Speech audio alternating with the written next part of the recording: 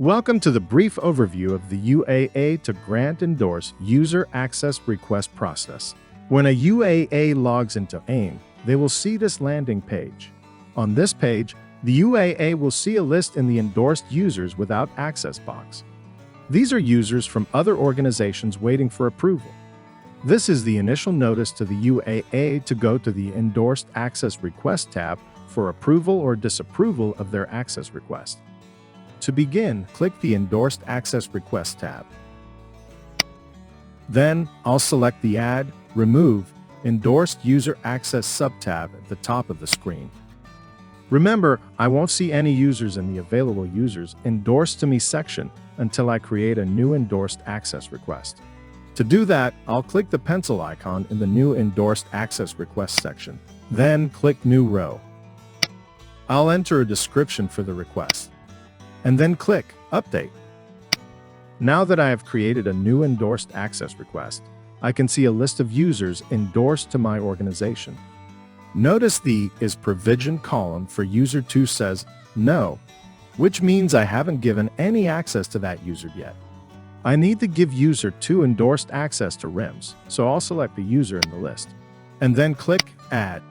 User 2 now appears in the Selected User section. Next, I need to give the user endorsed access to RIMS by clicking the Select Applications and Roles subtab.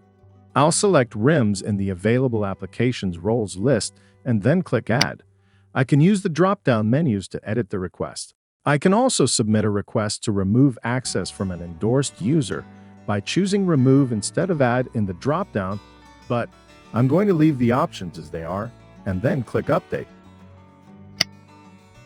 Now I'll click Preview to review the request details. Everything looks okay in the request details, so I'll submit it to complete the task. I can review the status of a request by viewing the Endorsed Access Request History screen. On this screen, I can see the status is pending, which makes sense because I just submitted it. I can view more details by clicking on the entry in the Access Request History section. The Access Request Details section gives more details on the request, including its status. Here I can see the status is submitted. The other statuses you may see are Approved, Processing, Completed, and Rejected. As with user requests, the endorsed user does not have access to the application until their status is completed. Please allow AIM time to process the endorsement request. Completion will typically occur by 15 minutes after the top of the next hour. For example, if a request is submitted at 2:37 p.m., it will be completed around 3:15 p.m. Now that we've covered the main steps, let's address some frequently asked questions about this process. Remember to please access the AIM application via the main portal landing page once you have installed the certificate or splash page at portal.kaiso.com. Keep in mind that if you are receiving an error message, you may need to clear your cache memory and cookies and restart your browser. If you are still receiving an error, please retry on an alternative browser such as Edge or Chrome. If the errors persist, please attempt to access the portal via the new incognito window using Chrome or the new in private window using Edge. Select the 3 dots for both browsers located in the top right-hand corner. Please reach out to UAA request at kaiso.com if you continue to experience error messages. Another frequently asked question that UAAs have pertains to adding users to the Endorsed Selected Users section.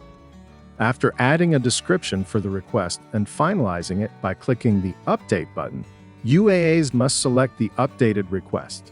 It's crucial to note that if the request does not display a dark blue background after clicking Update, selectable users will not be generated within the Select Endorsed Users section. Since the user selected is in dark blue, you can now click the green Add button to bring them over to the Selected Users section. Note, if you'd like to select multiple names, you can use the Ctrl+Click or Shift+Click methods. If the user is not listed under the Available Users, check to see if the users requesting endorsed access are listed under the Endorsed Users Without Access section under the UAA Profile tab. Another commonly asked question is on how to view the access of a specific user in order to grant the same access to a new user. For this, you'll need to click the Copy Current User Access tab. Then, click a name in the Current User Access panel to view their access. Click on the desired application, role, or environment, and click the Add button. Note: to select multiple application, role, or environment options, use the Ctrl+Click or Shift+Click methods. Another common inquiry is, what if the application I would like to endorse is not shown under the Available Applications Roles section? The answer is that the applications listed under the Available Applications Roles section are dependent on the authorized contracts associated with your UAA profile. If a desired application is not listed, please check the Authorized Contracts section and their associated applications on the UAA Profile tab. If you don't see the needed application here when selecting the various contracts, you may need to submit a UAA agreement. If further assistance is needed, please reach out to UAA requests at kaisob.com. The final frequently asked question that will be covered in this tutorial is what you should do if you cannot find the SCID or project ID on the entity drop-down menu as shown here. This could be because it hasn't been linked to your UAA profile yet. You can check this by going to the UAA Profile tab and reviewing that the SCID or project ID is listed within the Authorized Entity section. To resolve this, please ensure that a UAA agreement was submitted, linking the SCID or project ID to your profile, or you can contact another UAA in your organization that has the SCID or project ID listed on their profile under their authorized entities to complete the UAA to grant endorsement process. Thank you for watching. We hope you found the information in this video useful. For additional information, visit the websites listed below for the AIM user guide to submit a ticket through the Contact Us form, or feel free to reach out to us via email for further assistance at uaarequests@kaisob.com.